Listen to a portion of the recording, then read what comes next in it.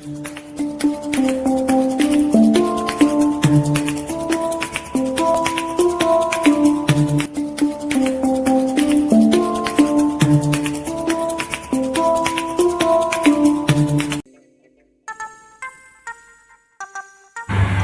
na fef? Hajiya. Na ga wani rubutu da kai a bayan na fef ɗinka. Me yake nufi? Oh, ashe, baya? Eh. Aya cikin da kyau ba ta biya kenan ne na jiya. Me ka ba ta biya?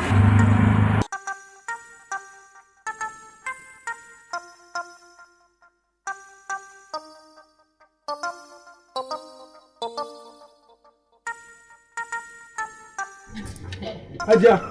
Na? Na kuma za ki je baki ba haƙina ba. Kai ne fa ka rubuta cewa mai kyau ba ta biya. Me kuma zan baka? To amma ake mun naci ba fara ba ce. Yes. Da ba haƙina a mutu. Za ki ban haƙina ko ku hajiya? Ni ba abin da zan baka saboda ka riga ka rubuta mai kyau ba ta biya kuma ni naga ina da kyan nan me Ba biya ta biya ba ai. Tun da nake shan fama wani fasinja ne awa 3 ba fasinja yanzu na same ki.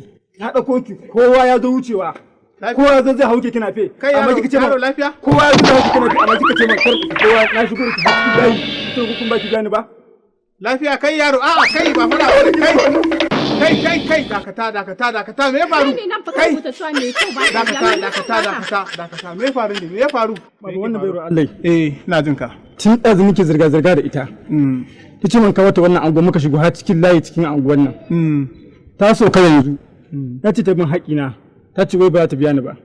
to ke bai Allah ki ban shi din shi mana sallame shi Baba shi ya rubuta cewa mai kyau ba ta biya don haka ni ban ga abin da zan bashi ba ai. to kai dama ka rubuta mai kyau ba ta biya ne Ina rubuta a baya.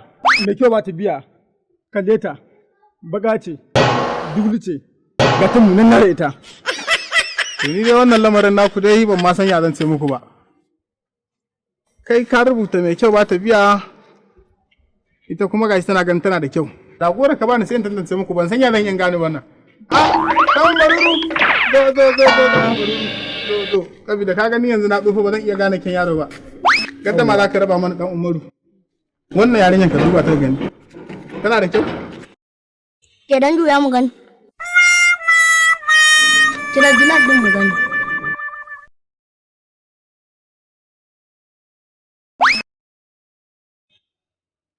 gaskiya ba ta ci kyau Wallahi sai ta gani.